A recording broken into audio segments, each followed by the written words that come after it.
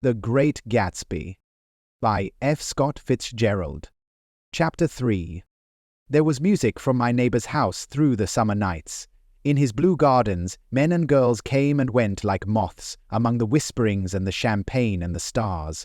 At high tide in the afternoon, I watched his guests diving from the tower of his raft or taking the sun on the hot sand of his beach while his two motorboats slit the waters of the Sound, drawing aquaplanes over cataracts of foam. On weekends, his Rolls-Royce became an omnibus, bearing parties to and from the city between 9 in the morning and long past midnight, while his station wagon scampered like a brisk yellow bug to meet all trains. And on Mondays, 8 servants, including an extra gardener, toiled all day with mops and scrubbing brushes and hammers and garden shears, repairing the ravages of the night before. Every Friday, 5 crates of oranges and lemons arrived from a fruiterer in New York. Every Monday, these same oranges and lemons left his back door in a pyramid of pulpless halves. There was a machine in the kitchen which could extract the juice of 200 oranges in half an hour if a little button was pressed 200 times by a butler's thumb. At least once a fortnight, a corps of caterers came down with several hundred feet of canvas and enough colored lights to make a Christmas tree of Gatsby's enormous garden. On buffet tables garnished with glistening hors d'oeuvre, spiced baked hams crowded against salads of harlequin designs and pastry pigs and turkeys bewished to a dark gold. In the main hall, a bar with a real brass rail was set up, and stocked with gins and liquors, and with cordials so long forgotten that most of his female guests were too young to know one from another. By 7 o'clock the orchestra has arrived, no thin 5-piece affair, but a whole pitful of oboes and trombones and saxophones and viols and cornets and piccolos and low and high drums. The last swimmers have come in from the beach now and are dressing upstairs. The cars from New York are parked 5 deep in the drive, and already the halls and salons and verandas are gaudy with primary colors and hair bobbed in strange new ways, and shawls beyond the dreams of Castile. The bar is in full swing, and floating rounds of cocktails permeate the garden outside, until the air is alive with chatter and laughter, and casual innuendo and introductions forgotten on the spot, and enthusiastic meetings between women who never knew each other's names. The lights grow brighter as the earth lurches away from the sun, and now the orchestra is playing yellow cocktail music, and the opera of voices pitches a key higher. Laughter is easier, minute by minute, spilled with prodigality, tipped out at a cheerful word. The groups change more swiftly, swell with new arrivals, dissolve and form in the same breath. Already there are wanderers, confident girls who weave here and there among the stouter and more stable, become for a sharp, joyous moment the center of a group, and then, excited with triumph, glide on through the sea change of faces and voices and color under the constantly changing light. Suddenly, one of these gypsies, in trembling opile, seizes a cocktail out of the air, dumps it down for courage, and moving her hands like Frisco, dances out alone on the canvas platform. A momentary hush. The orchestra leader varies his rhythm obligingly for her, and there is a burst of chatter as the erroneous news goes around that she is Gilda Gray's understudy from the Follies. The party has begun. I believe that on the first night I went to Gatsby's house, I was one of the few guests who had actually been invited. People were not invited. They went there. They got into automobiles which bore them out to Long Island, and somehow they ended up at Gatsby's door. Once there, they were introduced by somebody who knew Gatsby, and after that they conducted themselves according to the rules of behavior associated with an amusement park. Sometimes they came and went without having met Gatsby at all, came for the party with a simplicity of heart that was its own ticket of admission. I had been actually invited. A chauffeur in a uniform of robin's egg blue crossed my lawn early that Saturday morning with a surprisingly formal note from his employer. The honor would be entirely Gatsby's, it said, if I would attend his little party that night. He had seen me several times and had intended to call on me long before, but a peculiar combination of circumstances had prevented it. Signed, J. Gatsby in a majestic hand. Dressed up in white flannels, I went over to his lawn a little after 7 and wandered around, rather ill at ease among swirls and eddies of people I didn't know, though here and there was a face I had noticed on the commuting train. I was immediately struck by the number of young Englishmen dotted about, all well dressed, all looking a little hungry, and all talking in low, earnest voices to solid and prosperous Americans. I was sure that they were selling something, bonds, or insurance, or automobiles. They were at least agonizingly aware of the easy money in the vicinity, and convinced that it was theirs for a few words in the right key. As soon as I arrived, I made an attempt to find my host, but the 2 or 3 people of whom I asked his whereabouts stared at me in such an amazed way and denied so vehemently any knowledge of his movements that I slunk off in the direction of the cocktail table, the only place in the garden where a single man could linger without looking purposeless and alone. I was on my way to get roaring drunk from sheer embarrassment when Jordan Baker came out of the house and stood at the head of the marble steps, leaning a little backward and looking with contemptuous interest down into the garden. Welcome or not, I found it necessary to attach myself to someone before I should begin to address cordial remarks to the passers-by. "Hello!" I roared, advancing toward her. My voice seemed unnaturally loud across the garden. "I thought you might be here," she responded absently as I came up. "I remembered you lived next door to—" She held my hand impersonally as a promise that she'd take care of me in a minute, and gave ear to 2 girls in twin yellow dresses who stopped at the foot of the steps. "Hello," they cried together. "Sorry you didn't win." That was for the golf tournament. She had lost in the finals the week before. "You don't know who we are," said one of the girls in yellow, "but we met you here about a month ago." "You've dyed your hair since then," remarked Jordan, and I started, but the girls had moved casually on, and her remark was addressed to the premature moon, produced like the supper, no doubt, out of a caterer's basket. With Jordan's slender golden arm resting in mine, we descended the steps and sauntered about the garden. A tray of cocktails floated at us through the twilight, and we sat down at a table with the 2 girls in yellow and 3 men, each one introduced to us as Mr. Mumble. "Do you come to these parties often?" inquired Jordan of the girl beside her. "The last one was the one I met you at," answered the girl in an alert, confident voice. She turned to her companion. "Wasn't it for you, Lucille?" "It was for Lucille, too." "I like to come," Lucille said. "I never care what I do, so I always have a good time. When I was here last, I tore my gown on a chair, and he asked me my name and address. Inside of a week, I got a package from Crorier's with a new evening gown in it." "Did you keep it?" asked Jordan. "Sure I did. I was going to wear it tonight, but it was too big in the bust and had to be altered. It was gas blue with lavender beads, $265. "There's something funny about a fellow that'll do a thing like that," said the other girl eagerly. "He doesn't want any trouble with anybody." "Who doesn't?" I inquired. "Gatsby, somebody told me." The 2 girls and Jordan leaned together confidentially.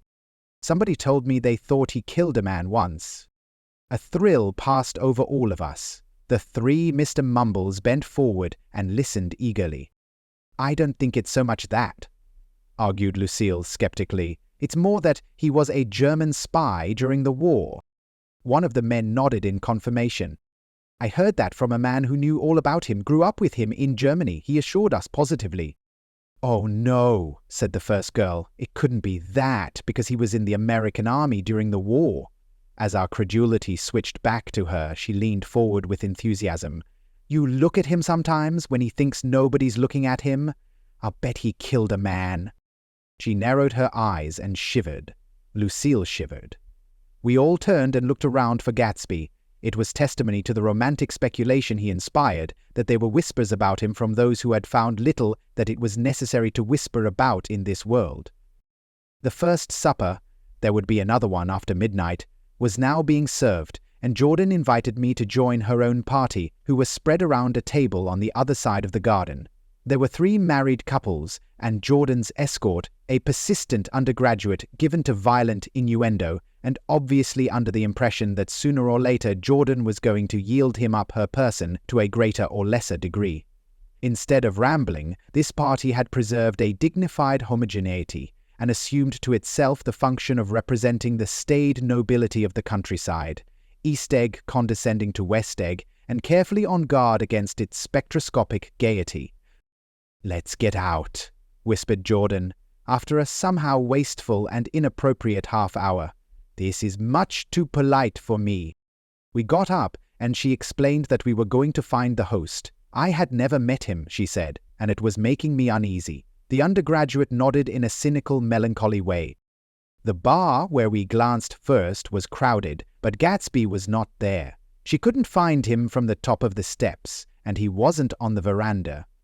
On a chance, we tried an important-looking door and walked into a high Gothic library, panelled with carved English oak, and probably transported complete from some ruin overseas.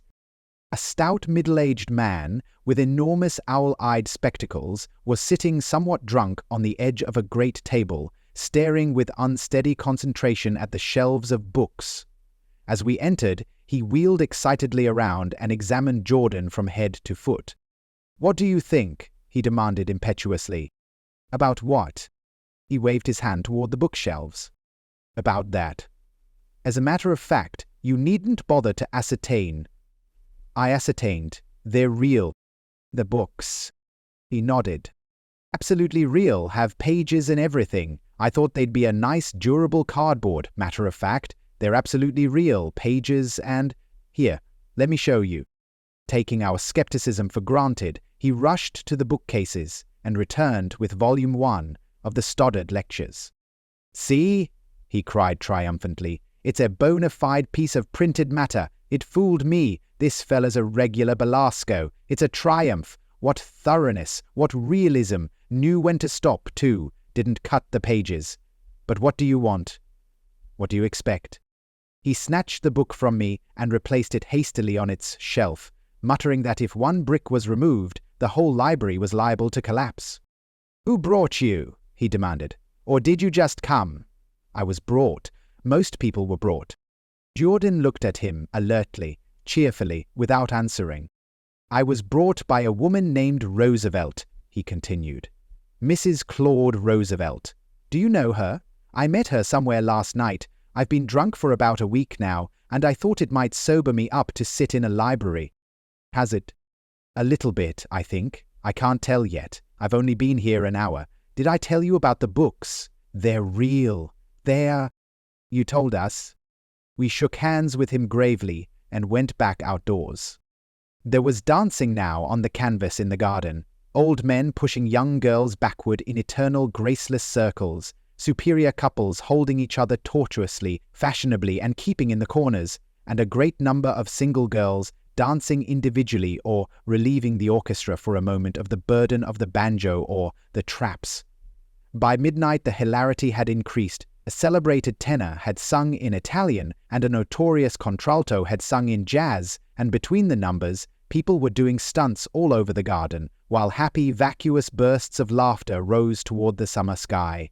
A pair of stage twins, who turned out to be the girls in yellow, did a baby act in costume, and champagne was served in glasses bigger than finger bowls. The moon had risen higher, and floating in the sound was a triangle of silver scales, trembling a little to the stiff, tinny drip of the banjos on the lawn.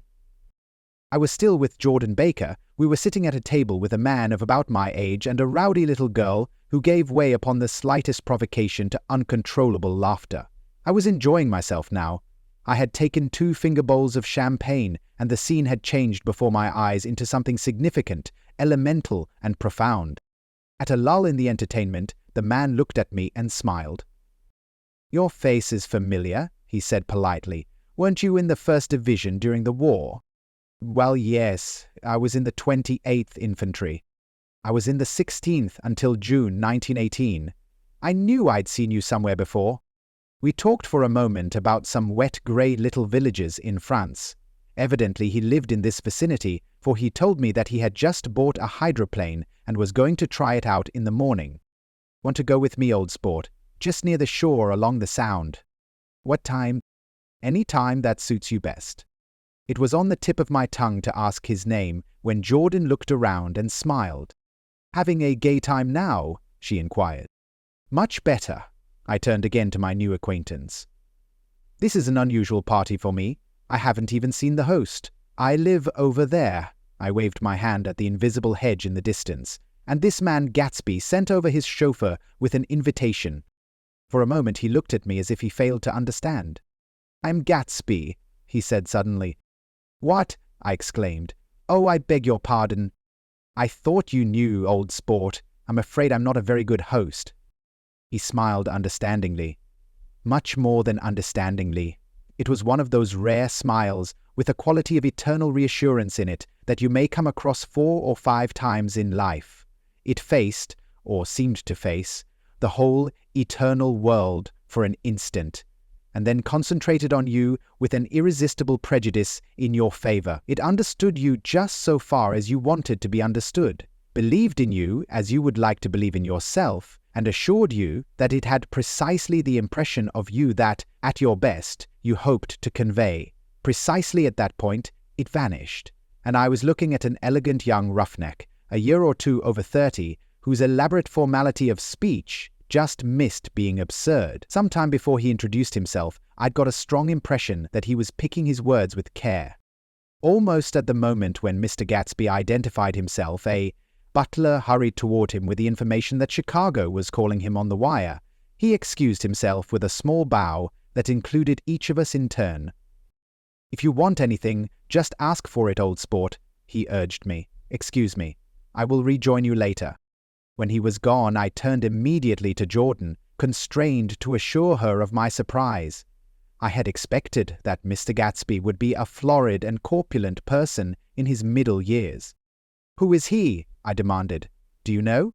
"He's just a man named Gatsby." "Where is he from, I mean, and what does he do?" "Now you're started on the subject," she answered with a wan smile. "Well, he told me once he was an Oxford man." A dim background started to take shape behind him, but at her next remark it faded away. "However, I don't believe it." "Why not?" I don't know," she insisted. "I just don't think he went there." Something in her tone reminded me of the other girl's "I think he killed a man," and had the effect of stimulating my curiosity. I would have accepted without question the information that Gatsby sprang from the swamps of Louisiana or from the Lower East Side of New York. That was comprehensible. But young men didn't, at least in my provincial inexperience, I believed they didn't, drift coolly out of nowhere and buy a palace on Long Island Sound. "Anyhow, he gives large parties," said Jordan, changing the subject with an urban distaste for the concrete. "And I like large parties. They're so intimate. At small parties, there isn't any privacy." There was the boom of a bass drum, and the voice of the orchestra leader rang out suddenly above the echolalia of the garden. "Ladies and gentlemen," he cried, "at the request of Mr. Gatsby, we are going to play for you Mr. Vladimir Tostov's latest work, which attracted so much attention at Carnegie Hall last May. If you read the papers, you know there was a big sensation." He smiled with jovial condescension and added, "Some sensation," whereupon everybody laughed. "The piece is known," he concluded lustily, "as Vladimir Tostov's Jazz History of the World." The nature of Mr. Tostov's composition eluded me because just as it began, my eyes fell on Gatsby, standing alone on the marble steps and looking from one group to another with approving eyes. His tanned skin was drawn attractively tight on his face, and his short hair looked as though it were trimmed every day. I could see nothing sinister about him. I wondered if the fact that he was not drinking helped to set him off from his guests, for it seemed to me that he grew more correct as the fraternal hilarity increased. When the Jazz History of the World was over, girls were putting their heads on men's shoulders in a puppyish, convivial way. Girls were swooning backward playfully into men's arms, even into groups, knowing that someone would arrest their falls. But no one swooned backward on Gatsby, and no French bob touched Gatsby's shoulder, and no singing quartets were formed with Gatsby's head for one link. "I beg your pardon." Gatsby's butler was suddenly standing beside us. "Miss Baker," he inquired, "I beg your pardon, but Mr. Gatsby would like to speak to you alone." "With me?" she exclaimed in surprise. "Yes, madame." She got up slowly, raising her eyebrows at me in astonishment, and followed the butler toward the house. I noticed that she wore her evening dress, all her dresses, like sports clothes. There was a jauntiness about her movements, as if she had first learned to walk upon golf courses on clean, crisp mornings. I was alone, and it was almost 2, For some time, confused and intriguing sounds had issued from a long, many-windowed room which overhung the terrace. Eluding Jordan's undergraduate, who was now engaged in an obstetrical conversation with two chorus girls and who implored me to join him, I went inside. The large room was full of people. One of the girls in yellow was playing the piano, and beside her stood a tall, red-haired young lady from a famous chorus engaged in song. She had drunk a quantity of champagne, and during the course of her song she had decided, ineptly, that everything was very, very sad. She was not only singing, she was weeping too.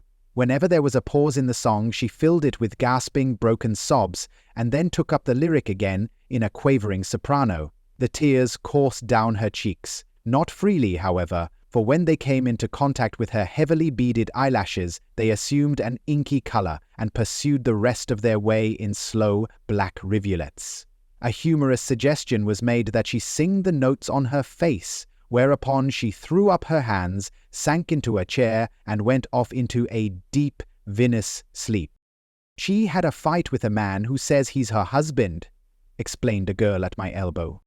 I looked around. Most of the remaining women were now having fights with men said to be their husbands. Even Jordan's party, the quartet from East Egg, were rent asunder by dissension. One of the men was talking with curious intensity to a young actress, and his wife, after attempting to laugh at the situation in a dignified and indifferent way, broke down entirely and resorted to flank attacks.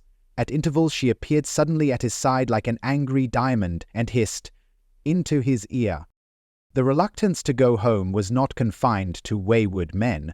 The hall was at present occupied by two deplorably sober men and their highly indignant wives. The wives were sympathizing with each other in slightly raised voices.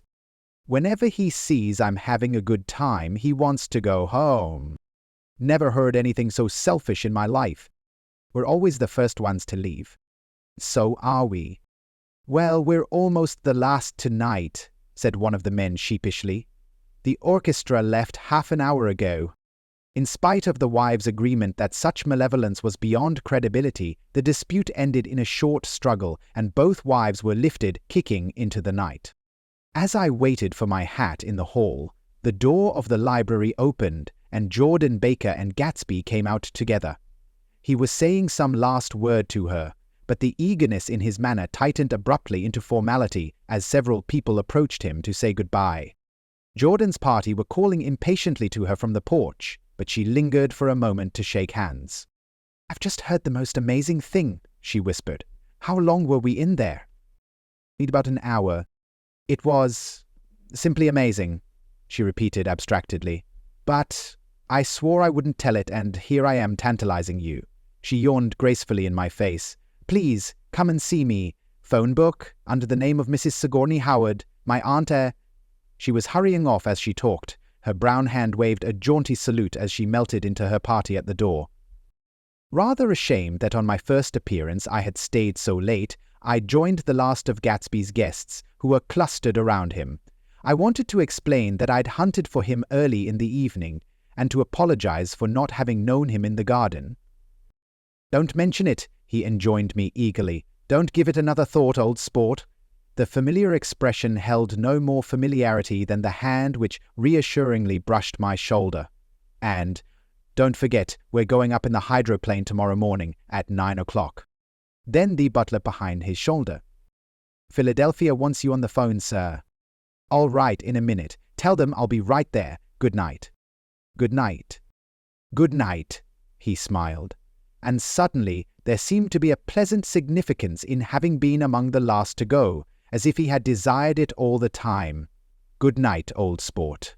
"Good night." "Yoatina!" cried Jack, turning back in an accidental way. "No, Dr. Church, save it, I need it." But as I walked down the steps, I saw that the evening was not quite over. 50 feet from the door, a dozen headlights illuminated a bizarre and tumultuous scene. In the ditch beside the road, right side up, but violently shorn of one wheel, rested a new coupe, which had left Gatsby's drive not 2 minutes before. The sharp jut of a wall accounted for the detachment of the wheel, which was now getting considerable attention from half a dozen curious chauffeurs. However, as they had left their cars blocking the road, A harsh, discordant din from those in the rear had been audible for some time and added to the already violent confusion of the scene. A man in a long duster had dismounted from the wreck and now stood in the middle of the road, looking from the car to the tire and from the tire to the observers in a pleasant, puzzled way. "See," he explained, "it went in the ditch." The fact was infinitely astonishing to him, and I recognized first the unusual quality of wonder, and then the man. It was the late patron of Gatsby's library. "How did it happen?" He shrugged his shoulders. "I know nothing whatever about mechanics," he said decisively. "But how did it happen? Did you run into the wall?" "Don't ask me," said Owl Eyes, washing his hands of the whole matter. "I know very little about driving. Next to nothing. It happened, and that's all I know." "Well, if you're a poor driver, you oughtn't to try driving at night." "But I wasn't even trying," he explained indignantly. "I wasn't even trying." An awed hush fell upon the bystanders. "Do you want to commit suicide?" "You're lucky it was just a wheel, a bad driver, and not even trying." "You don't understand," explained the criminal. "I wasn't driving. There's another man in the car." The shock that followed this declaration found voice in a sustained "Ah! Ah!" as the door of the coupe swung slowly open. The crowd, it was now a crowd, stepped back involuntarily, and when the door had opened wide there was a ghostly pause. Then, very gradually, part by part, a pale, dangling individual stepped out of the wreck, pawing tentatively at the ground with a large, uncertain dancing shoe.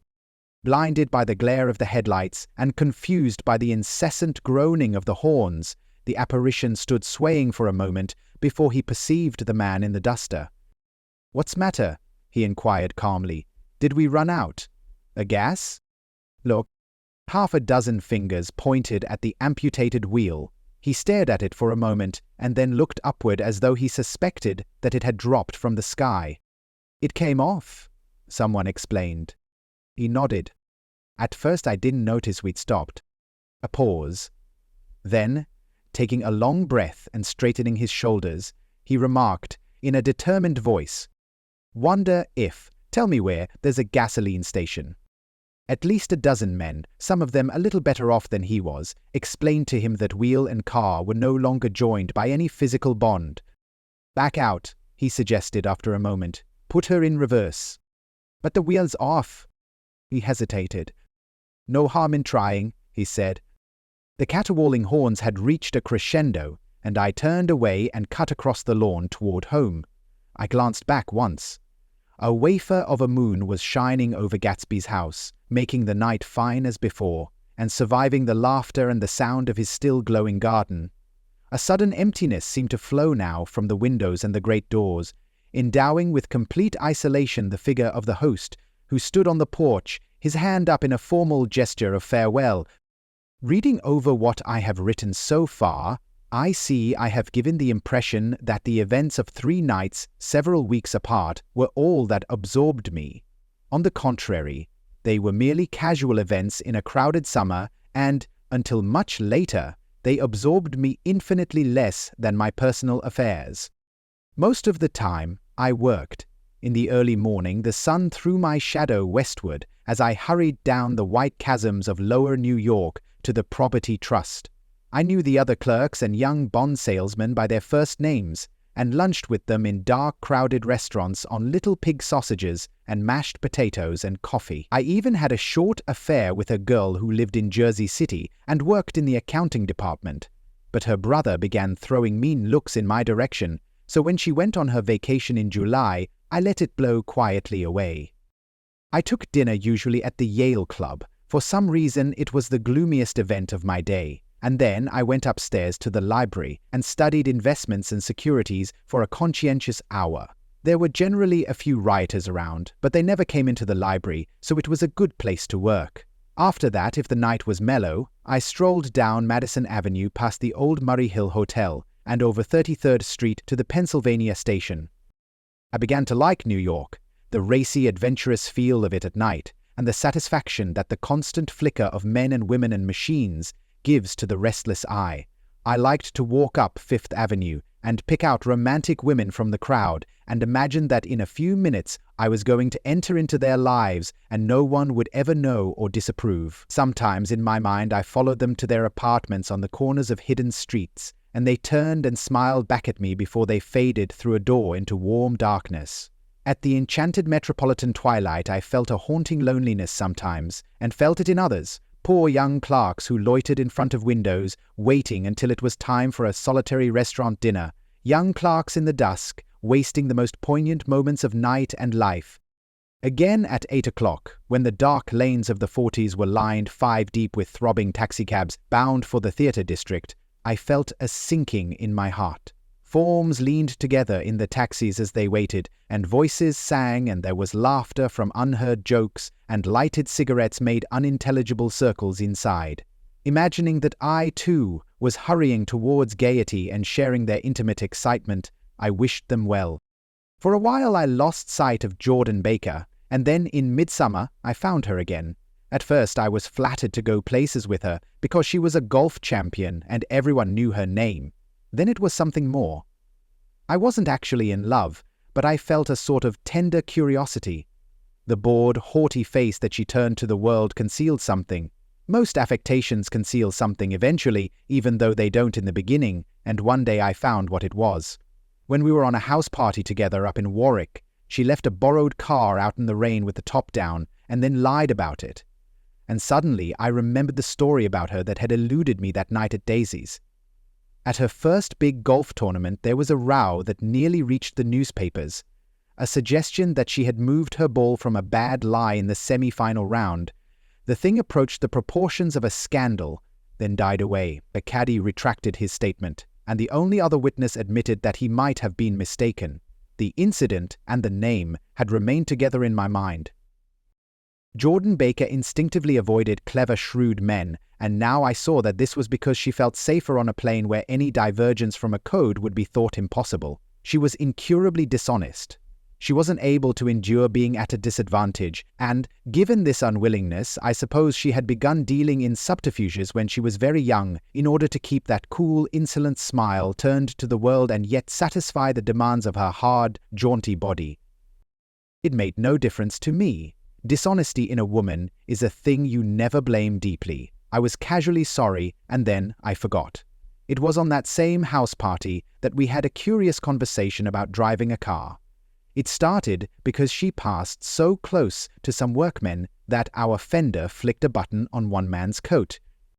"You're a rotten driver," I protested. "Either you ought to be more careful, or you oughtn't to drive at all." "I am careful." "No, you're not." "Well, other people are," she said lightly. "What's that got to do with it?" "They'll keep out of my way," she insisted. "It takes two to make an accident. Suppose you met somebody just as careless as yourself." "I hope I never will," she answered. "I hate careless people. That's why I like you." Her grey, sun-strained eyes stared straight ahead, but she had deliberately shifted our relations, and for a moment I thought I loved her. But I am slow-thinking and full of interior rules that act as brakes on my desires, and I knew that first I had to get myself definitely out of that tangle back home. I'd been writing letters once a week and signing them, "Love, Nick," and all I could think of was how, when that certain girl played tennis, a faint mustache of perspiration appeared on her upper lip. Nevertheless, there was a vague understanding that had to be tactfully broken off before I was free. Everyone suspects himself of at least one of the cardinal virtues, and this is mine. I am one of the few honest people that I have ever known.